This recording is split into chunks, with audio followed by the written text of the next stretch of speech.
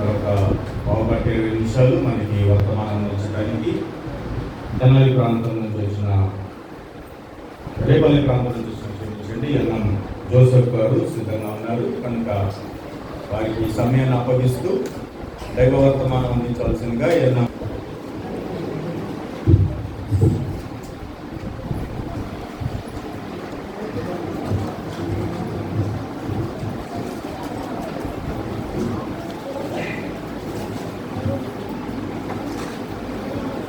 ప్రభువునందు ఇలా చేరి వచ్చిన మీ అందరికీ ప్రభు నామములో వందనములు. కొరింథీయులకు రాసిన పత్రిక, మొదటి కొరింథీయులకు రాసిన పత్రిక 3వ అధ్యాయము 3వ వచనం. మొదటి మీకు బలం సాలకపోయినందున పాలతోనే మిమ్మల్ని పెంచితిని కానీ అన్నంతో మిమ్మల్ని కట్టలేదు. మీరింకనూ శరీర సంబంధం ఇవ్వట వలన ఇప్పుడు మీరు బలహీనులై ఉన్నారు. మీలో అసూయలు కలహములు ఉండగా మీరు శరీర సంబంధమైన మనుష్య రీతిగా నడుచుకుని వారు కాదు. ప్రేమ తండ్రి పరిశుద్ధులు దేవాన్ని వందనములు చెల్లించుకుంటున్నాం.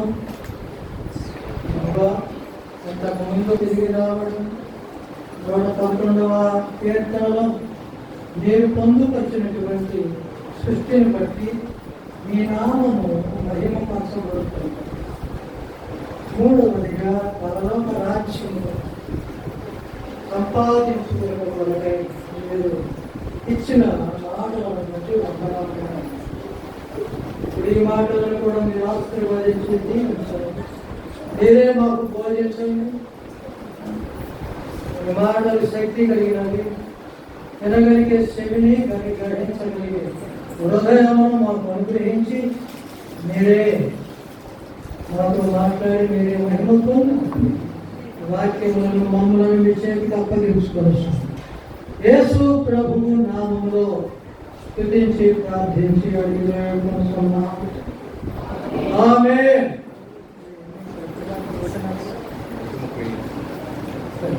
ప్రియమైన వారులారా, 1వ కొరింథీ పత్రిక 1వ అధ్యాయం 2వ అధ్యాయము మనం 3 భాగాలు చూసాము. ఒకటి ఏంటంటే మరి ప్రకృతి సంబంధమైన మనుషులలో మనం ఏం చూసాము? ఏమైనా చెప్తారా? ప్రకృతి సంబంధమైన మనుషుల దగ్గర ఏముంటాయంటే దయ్యముల జ్ఞానము, భక్తిహీనమైన దురాశలు, స్వకీయమైన దురాశలు, అవి 3 మనము చూసాం. 2వదిగా ఆత్మ సంబంధమైన మనుషులు పరిశుద్ధాత్మ దేవుని చేత నడిపించబడుతూ ఉంటే పరిశుద్ధాత్మ దేవుని యొక్క నడిపింపులో ఉన్నవాళ్ళు కూడా కొన్నిసార్లు స్త్రీలారా అపవిత్రమైన ఆత్మలతో కూడా నడిపించబడి వారి సమయాన్ని వృధా చేస్తూ దేవునికి దూరం అయ్యేవారు కూడా ఉంటారు. ఉదాహరణకు ఆయన ఏమన్నాడంటే, ఈనాడు క్రైస్తవులు యేసు ప్రభువుని బయట పెట్టి టీవీలు ముందు కూర్చొని మునిగిపోతున్నారయా. దాన్ని ఆలోచన చేస్తే రాత్రికి వెళ్ళేవాడు కూడా సాయంత్రం పూట టీవీలో వచ్చే ప్రోగ్రామ్స్ చూస్తా సమయాన్ని వృధాగా గడుపుతా సంతోషిస్తా ఆనందిస్తా ఉన్నారు. ఆ సమయంలో దేవుని మాటలు చదువుకుని ఆత్మీయ మేలు పొందడం కోసం అది ఎంత దౌర్భాగ్యం స్థితి చూడండి. కనుక ఆయన చెప్పిన మాటలు నాకు మంచి నిజమే అనిపించింది. సరే, ఇప్పుడు మనం ప్రియమైన వాళ్ళ మనం ఏం చదువుకున్నామంటే శరీర సంబంధులైన మనుషులు ఇలా ఎలా ఉంటారంటే, మనందరం శరీరంలోనే ఉన్న శరీర సంబంధులైన మనుషులు ఏం కనబడుతుందంటే వాళ్ళు దేవుని చూడండి. ఇక్కడ కొన్ని మాటలు ఉన్నాయి. ఇక్కడ ఏమున్నాయంటే క్రీస్తునందు పసిబిడ్డలు. పెరిగిన వారు. పాలతో పెరిగిన ఈ రీతిగా ఈ యొక్క శరీర సంబంధమైన వారు బలము లేని వారు మూడు రకాలుగా ఉంటారు. అయితే వీళ్ళలో కనబడే మొట్టమొదటి లక్షణాలు ఏంటంటే అసూయ, కలహం. ఏంటది? అసూయ ఎలా వచ్చింది చెప్పండి? అసూయ రావడానికి కారణం ఏంటి? కలహం రావడానికి కారణం ఏంటి? ఇవి రెండు బాగా. అసూయ కళ్ళతో చూసి హృదయంతో వచ్చారు. కలహము హృదయంలో నుండి బయటకు వచ్చి అది కళ్ళతో చూసి. ఇవి రెండు బాగా. అసూయ ఒక చిన్న చెట్టుగా మొదలుపెట్టి చూడండి. కలహం అనుకుంటుంది. సామెతల గ్రంథం 17వ అధ్యాయం చూడండి. అది కూడా కొంచెం మనం పనిచేస్తుంది. ఎవరు చదువుది నేను చదువుతానండి. కొంచెం ఆలస్యమైన అధ్యక్షులు వారిని అప్పటికి కొన్ని నిమిషాలు తీసుకుంటాను. మీరు చదువు. అదే అధ్యక్షులు వారు 12:14 ఏముందంటే 17 నేను చదువుతాను. 17:14 చూడండి. కలహారంభము నీటి గట్టున పుట్టు ఓట. అది చిన్న ఓట. ఇది కలహానికి సంబంధించిన మాటే కానీ ఈ అసూయ అనేది ప్రియులారా, కలహము అనేది ఇవి రెండు అన్నదమ్ములు.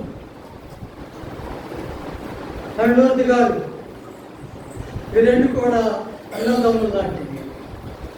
అసూయ చాలా చిన్నగా మొదలై పెద్దది.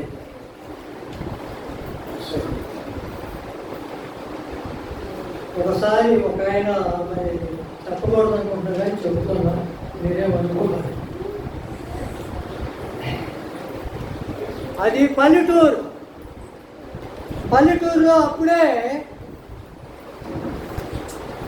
హోటల్ ప్రారంభం చేశారు. టీలు ఇడ్లీలు అమ్ముతున్నారు. దాదాపు ఒక 60-70 సంవత్సరాలు.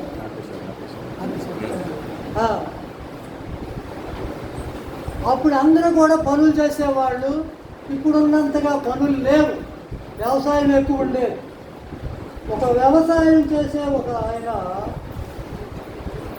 కుర్రాళ్ళు ఏం చేశారంటే టీ తాగటం మొదలుపెట్టారు. టీ తాగుతూ మొదలుపెట్టి ఆ టీ గ్లాస్ తీసుకుని అని చెప్పని కొద్దిగా మెల్లిమెల్లిగా తాగుతామా లేదా మనం తాగుతా ఉన్నారు. ఒక ముసలాయన వీళ్ళని గమనిస్తున్నాడు. ఇదేందిరా వీళ్ళు మరీ ప్యాషన్ పోతున్నారు. కొద్దిగా తాగటం ఏంట్రా, అంతసేపు తాగటం ఏంట్రా, అసలు ఏంట్రా, అసలు వీళ్ళకి బుద్ధి చెప్పాలనుకున్నారు. ఈయనకి అసూయ వచ్చేసి, అమ్మ వినపడుతుందా మీకు? అసూయ. ఈయనకి వచ్చి అప్పుడు టీ 5 పైసలే, 5 పైసలు 2 పైసలు ఉండి. అప్పటి గ్లాసులు గాజు గ్లాసులు, మందమైన గ్లాసులు వచ్చాయి. బారు గ్లాసులు ఉండే. వాటిలో 2 రకాల గ్లాసులు ఉండేవి. చిన్న గ్లాసులో ఇచ్చేవాళ్ళు. మందంగా ఉంటే కనుక అవి కాలు పట్టుకుంటాయి. తొందరగా పట్టుకున్న వెంటనే గాజు గ్లాసులు కొంచెం టైం తీసుకుని కాలుతాయి. నేనేం చేశానంటే ఈ ఒక 10 మంది కుర్రవాళ్ళు అక్కడ కూర్చున్నప్పుడు వాళ్ళ మధ్యలో టీ నాకు అని ఆయన దగ్గర అడిగి ఆ టీ గ్లాస్ తీసుకుని చూడండి అని ఒకేసారి పోసుకున్నాడు. ఒకేసారి నోట్లో మొత్తం పోసుకున్నాడు. అసూయ. లేకపోతే తాగుతారంటారు మీరు కానీ ముందు మాట్లాడే వాళ్ళతో నేను చూడండి అట్లా తాగుతాను, చూడండి అని చెప్పాను. ఒకేసారి పోసుకునేసరికి నోరంతా కాలిపోయింది. అమ్మో ఎందుకు అంత బాధ? ఏమండి అంత బాధ ఎందుకు? అసూయ ఎందుకోసం అంత బాధ? అసూయ నీటి గట్టున కొట్టు ఓట లాంటి హృదయం. అది అసూయ కన్నులతో చూసింది, హృదయంలో మొదలైంది. చూడండి, బైబిల్లో మనం చూస్తే ఆదికాండంలో 26:14 ప్రియమైన వారు ఇస్రాయేలు గారు అభివృద్ధి పొందడం ఫిలిస్తీన్లకు వారికి అసూయ పడ్డారు. ఏం చేశారంటే ఫిలిస్తీన్లు అసూయపడి ఇసాకు గారి బావులన్నీ పూర్తి చేశారు.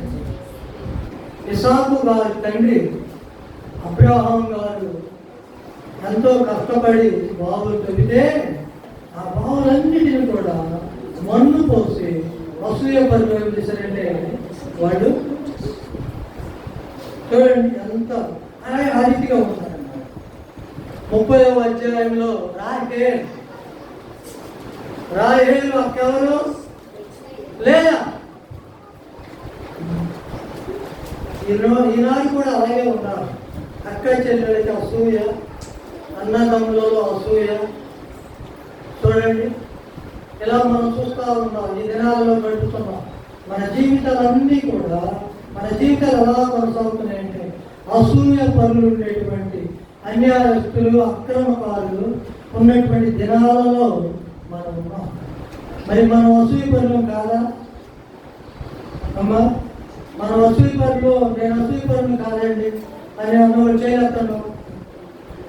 నా అసూయ లేదండి, అసూయ లేదండి అన్నవాడు మనం చెప్పలేం. ఎందుకంటే మనలో కూడా అసూయ ఉంటుంది, కానీ అది బయటికి కనబడదు. అసూయ బయటికి కనబడదు, అది లోపల పెరిగే ఒక చెట్టు. ఆ చెట్టు యొక్క వేళ్ళు అసలు త్వరగా పెరిగిపోతే ఏ చెట్టు కూడా అంత తొందరగా పెరగదు. అసూయ అనే చెట్టు పెరిగినంత వేగంగా ఏ చెట్టు కూడా పెరగదు. ఆ చెట్టు ఆ హృదయంలో పెరిగి తన నాశనానికి తీసుకొని వెళ్ళి ఇదిగో పాతాళలోకి వెళ్ళేదాకా ఆ చెట్టు పెరిగి వాడిని నిద్రపోదు. అలాంటి అసూయ యొక్క తన అక్క పిల్లలను కనుక చూచి లేయా అసూయ అక్కే కదా, అక్క పిల్లలు ఎత్తుకుని గుర్తు పెట్టుకోవచ్చు కదా. అక్క పిల్లలు ఎత్తుకోవాల్సిన అమ్మాయి ఏం చేసింది? ద్వేషించి మరి అక్కడికి వెళ్ళి నాకు అడుగుతాను, నేను అమ్మాయి ఎప్పుడైనా ఎత్తుకున్నావని. లేయా గారు కనబడతారు మనకి, ఏమండి? లేయా గారు కనబడతారు, రాహేలు గారు కనబడతారు, యాకోబు గారు కనబడతారు, అందరూ కనబడతారు. చూడండి, సరే అసూయ, ఈ అసూయ చాలా భయంకరం. కనుక మనం ఏం చేయాలంటే అసూయ పనుల్లో ఉండకూడదు. అసూయ మనలో ఉంటే తీసేసుకోవాలి. అసూయ పనులు వృద్ధి కానీ అసూయ మనలో ఉంటే ఆత్మీయంగా నష్టపోతుంది. ఆత్మీయంగా నష్టపోతుంది. చాలా ప్రమాదమైనది అసూయ, చాలా ప్రమాదం. ఎందుకనగా అసూయ అదే మనిషికి జ్వరం వచ్చే ముందు జలుబు చేసింది. మీరు బాగా గమనించండి, జ్వరం వచ్చే ముందు జలుబు చేసింది. మనం ఏమనుకుంటాం? జలుబు ఏముంది అనుకుంటాం కదా, జలుబు ఏముంది అనుకుంటాం. ఆ జలుబు కాస్త ముదిరినాక దగ్గు ప్రారంభమైంది.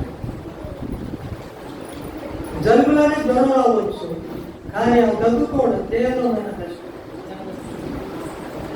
జలుబుతోనే ప్రారంభమైనటువంటి ఒక దగ్గు ప్రమాదాన్ని గురించి చెప్తాను శరీరంలో. అలాగే అసూయ కూడా మన నష్టానికి అది ప్రారంభం. కనుక అసూయ మనలో ఉందో లేదో మనం పరీక్ష చేసుకోవాలి. అసూయ ప్రియులారా, రోమన్ క్యాథలిక్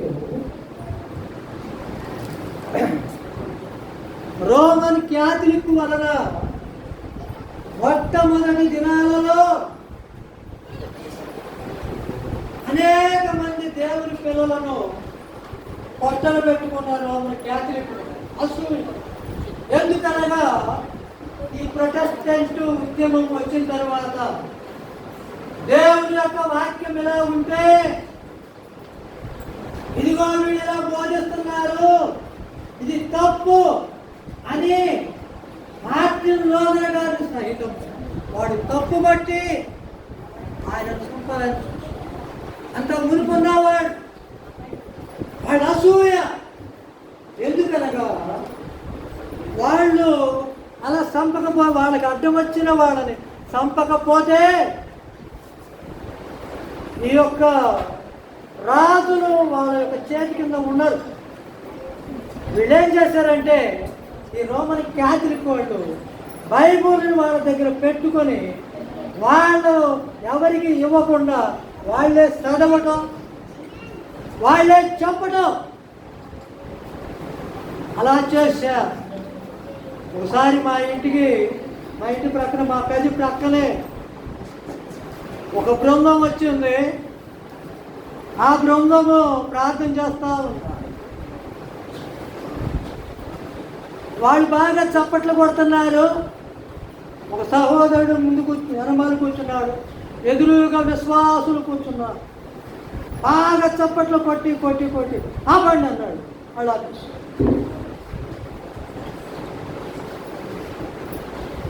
అలా నడిపించబడతా వాళ్ళని మేము అడిగాం, అమ్మ మీరు బైబిల్ చదువుకుంటారంటే, అమ్మో మనం బైబిల్ చదవకూడదయ్యా, మనం బైబిల్ చదవకూడదు.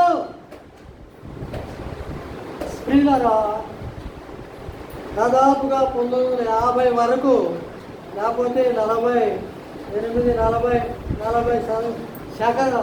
శతకం వరకు మన దేశంలో బ్రాహ్మణులు కూడా ఏం చెప్పేవాళ్ళంటే, శూద్రులు కనుక చదివితే, ఏదైనా చదివితే వాళ్ళ యొక్క చెవుల్లో శేషం పోయేట అని మనుధర్మ శాస్త్రంలో ఉంది. వాళ్ళ చెవుల్లో శేషం పోయాలి, చదువుకోకూడదు వాళ్ళు. ఎందుకని? వాళ్ళు మన కాళ్ళ క్రింద ఉండాలి. వాళ్ళు మన కాళ్ళ క్రింద ఉండాలి. ఒకసారి ఒక బ్రాహ్మణ ఆయన దద్దోజనం చేస్తాం అంటే చనిపోయిన వారికి దగ్గరికి వెళ్ళి ఆ కార్యక్రమం ముగించుకొని ఆ ఇస్త్రాకులు వాళ్ళు ఇచ్చిన అవన్నీ కూడా నెత్తిన పెట్టుకుని వస్తున్నాడు. అది మధ్యాహ్నం. వస్తా మన వాళ్ళు పని చేస్తుంటే, టాయిల్ పని చేస్తుంటే, ఒక ఇల్లు కడుతుంటే అక్కడికి వచ్చి ఆ నీళ్ళు అక్కడ పడి ఆ నీళ్ళలో ఉన్న మట్టి కాలు జారి కింద పడ్డాడు. కింద పడినప్పుడు అవన్నీ నెత్తి మీద కింద పడి మన వాళ్ళ అబ్బాయి ఏం చేశాడంటే ఆ కింద పడి ఇచ్చాడు. ఆయన బ్రాహ్మణులు. ఆయన కింద పడి ఇచ్చిన తర్వాత నువ్వెవరివి అన్నాడు. నేనేమన్నా అంటే నేను మావాడిని. అంటుగా బాగా అన్నాడు. అప్పుడు దాకా తీసుకున్నాడు. ఆయనే పట్టుకుని లేపాడు. లేపినప్పుడు బాగానే ఉన్నాడు. ఆఖరికి ఇచ్చే ఈ యొక్క వస్తువులను తీసుకోకుండా ఆయననే ఉంచుకో అని, నువ్వు మాదైతే నువ్వు మళ్ళీ కొద్దని చెప్పాడు. ఆయన్ని దూరంగా పెట్టు.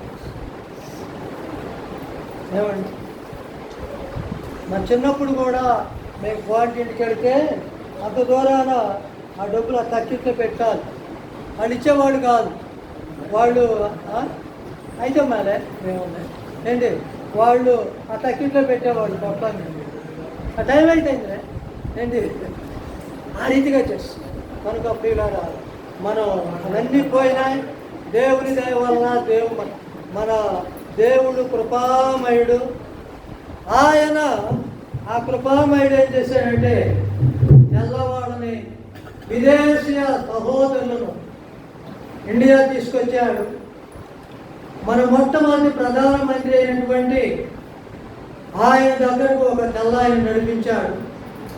ఆయన నడిపించినప్పుడు ఆయన ఏం అడిగాడంటే, అయ్యా మీ దేశంలో సువార్తను ప్రకటిస్తానని పర్మిషన్ అడిగాడు.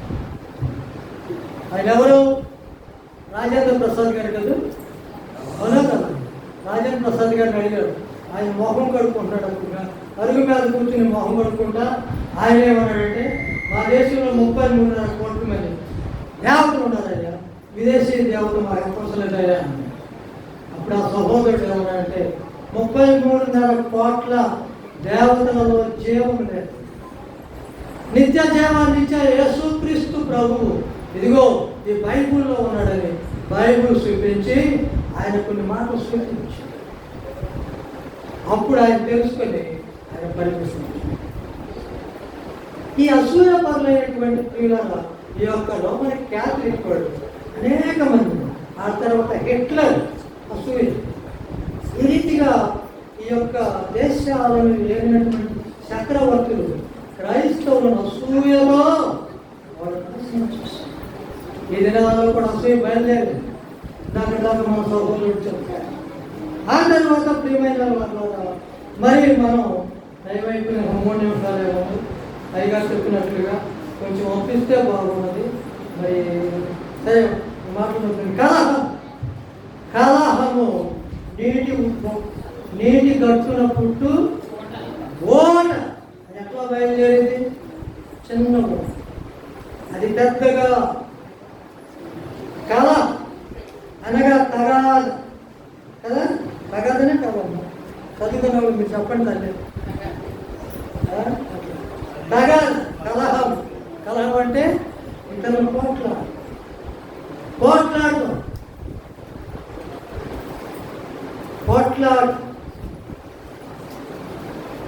చూడండి, ఈ పోట్లాడు కూడా ప్రారంభంలో చిన్నగా బయలుదేరాలి. హృదయంలో నుండి రాత్రి పూట ఆలోచిస్తూ ఉంటారు. ఉదయాన్నే లేచి వాళ్ళు కలహానికి బయలుదేరారు. రాత్రి పూట ఆలోచిస్తారు. అయితే దావీదు ఉన్నాడు చూడండి, 26వ కీర్తనలో ఆయన యొక్క ఆధ్యాత్మిక జీవితంలో దావీదు గారు ఎదిగాడు. 26వ కీర్తనలో ఎలా ఉందో చూడండి. ఏమైనా రాస్తున్నాడంటే 3వ వచనంలో, నీ కృప నా కన్నుల యొక్క ఉంచుకొని ఉన్నాను, నీ సత్యమును అనుసరించి నడుచుకుంటున్నాను, పనికి మారిన వారితో నేను సామర్థ్యం చేయను, వేషధారులతో తొమ్మిది చేయను, దుష్టుల సంఘం నాకు అసహ్యం, భక్తిహీనులతో సాంగత్యము. ఈ లక్షణాలు మనలో ఉన్నాయి. కలహం రాకుండా ఉన్నాయంటే దావీదు గారు చూడండి, దావీదు గారు యెహోవా నా కాపరి అని చెప్పారు కదా. యెహోవా నా కాపరి అని అనడానికి దావీదు గారికి ధైర్యం ఉంది. యెహోవా కాపరి అనడానికి కారణం ఏంటంటే, కాపరి అని, ఆ కాపరి అంటే దాంట్లో 2 అర్థాలు ఉన్నాయి. ఏదైనా ఒక ప్రమాదంలో చిక్కినప్పుడు, దేవా ఈ ప్రమాదం తప్పించు, నువ్వు నాకు కాపరి, నన్ను తప్పించు అనేది ఏంటంటే, అది అప్పటికప్పుడు మనం అర్థించేటువంటి కాపరి కొరకై చేసే ప్రార్థన. అసలు కాపరి అంటే మనం ప్రభువు నమ్ముకున్న దగ్గర నుండి చనిపోయే వరకు ఆయన కాపరిగా ఉండాలి. ఆయన కాపరిగా ఉండాలి. చూడండి, ఎఫ్ఎస్సి పత్రిక 4వ అధ్యాయము చూడండి. ఎఫ్ఎస్సి పత్రిక 4వ అధ్యాయం 30వ వచనం. ఎఫ్ఎస్సి పత్రిక 30వ వచనం, దేవుని ఆత్మను గొప్పపరచుకుని విమోచన దినము వరకు ఆయన యందు మీరు ముద్రించబడ్డ యేసుక్రీస్తు ప్రభువుని ఎప్పుడైతే అంగీకరించామో, ఎఫెసీ పత్రిక 1:13 ప్రకారంగా మనం ముద్రింపబడతాం. ముద్రింపబడిన మనము ఆత్మ దేవుని చేత కాపాడబడుతూ ఎక్కడెక్కడ కాపాడబడతాం? మన హృదయంలో పాపము లేకపోతే ఇతరుల పైన అసూయ కానీ మనం ఇతరులతో ఈ రీతిగా మాట్లాడాలని చెప్పినప్పుడు పరిశుద్ధాత్మదేవుడి, మనం అనుకున్నప్పుడు పరిశుద్ధాత్మదేవుడు అక్కడికి వెళ్ళకుండా మనం కట్టేస్తా. ఒకసారి భక్తి గారు ఇద్దరికి వివాహం చేశాడు. వాళ్ళిద్దరు కొన్నాళ్ళలోనే కొన్ని కారణాల వలన వాళ్ళకి భేదాభిప్రాయాలు వచ్చినాయి. అయితే ఆ పెద్దరామని ఎవరో పెళ్లి చేసిందన్నాడు. వాడు ప్రార్థనకి వెళ్ళేవాడు కాదు, భక్త్ సింగ్ గారు. ఎవరో భక్త్ సింగ్ గారు ఎట్లా చేశాడు అట్లేదు అలాగే వెళ్దాం అని వాళ్ళు ఏం చేశారంటే భక్త్ సింగ్ గారి మీదకి అసూయగా వచ్చా, కలహానికి దిగడానికి వచ్చా. భక్త్ సింగ్ గారు కూర్చున్నారు, అందరూ వచ్చారు, చెబుతున్నారు, పెద్దలు అడుగుతున్నారు, వీళ్ళిద్దరు నువ్వు ఎట్లా పెళ్లి చేశావు? ఆయన అన్నాడు, ప్రార్థించాను, దేవుడు నాకు చెప్పాడు, జత చేశాను. దేవుడే వారిని జత చేశా.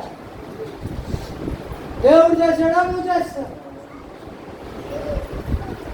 దేవుడు ఏర్పరిచాడు, నేను వివాహం. ఇంతకీ కారణం ఏమిటి అని అడిగినప్పుడు వాళ్ళిద్దరి కారణాలు చెప్పాడు. వాళ్ళందరూ కూడా భక్త్ సింగ్ గారిని కొడదామని చూశారు. కొడదామని చేతులు ఎత్తారు. భక్త్ సింగ్ గారు ఏమన్నారంటే, రేపు ఉదయం రండి మాట్లాడుకుందాం, రేపు ఉదయం ఈ విషయం మాట్లాడుకుందాం రండి అని భక్త్ సింగ్ గారు వారిని పంపించి మోకాళ్ళ మీద ప్రార్థించి ఆ రాత్రి అంతా కూడా భోజనాడే, ప్రభువా ఇది నేను చేసిన వివాహమా, నీవు సంకల్పించినదా, ఇది నా సంకల్పమా లేక నీ సంకల్పమా? వారిద్దరిని పుట్టించిన వాడవు నేనే, వారిద్దరిని జత చేసిన వాడవు కూడా నేనే. మనుషులు వేరు పరచకూడదని నీ గ్రంథంలో ఉన్నది. ఈ మనుషులు వారిని వేరు పరుస్తున్నారని సహోదరుడైనటువంటి భక్త్ సింగ్ గారు రాత్రి అంతా ప్రార్థన చేశాడు. ఉదయాన్నే ఆయన రమ్మన్నటువంటి సమయానికి వచ్చారు. భక్త్ సింగ్ గారు చెప్పండి సహోదరులారా అన్నాడు. వాళ్ళు ఏమన్నారంటే, మేమందరం కూడా ఒకరికొకరు మాట్లాడుకొని మేమందరము సఖీ పడ్డామండి, సమాధాన పడినామండి. ఇప్పుడు మేమే మిమ్మలను తోలనాడి మాట్లాడాము, దానితో మమ్మల్ని క్షమించండి. అలా కలహమునకు వచ్చిన వాళ్ళందరూ కూడా సమాధాన పడటానికి కారణం ఏంటంటే ఆ రాత్రి ప్రార్థన. కనుక ప్రియమైన వాళ్ళారా, ఇదిగో మనలో కూడా అప్పుడప్పుడు ఈ శరీర సంబంధమైన మనుషుల వలె అసూయ, కలహము, ఇతరుల మీద పోట్లాడుతూ దొరుకుతూ ఉంటుంది. కనుక మనం జాగ్రత్తగా విశ్వాసమైన ప్రియమైన వాళ్ళారా మన జీవితాలను పరిశీలన చేసుకుని అసూయ లేకుండా, కలహానికి దిగకుండా, పరిశుద్ధంగా పవిత్రంగా జీవించడానికి, దేవునికి ఇష్టమైన జీవితము జీవించడానికి పరిశుద్ధాత్మ దేవుని మనందరికీ సహాయం చేయగాక. మీ అందరికీ వందనాలు. 10 నిమిషాలు ఆశీర్వాదంతో క్షమించండి. అధ్యక్షుల వారు మీరు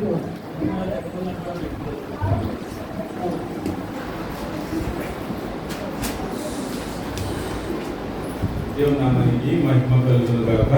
ఆమేన్.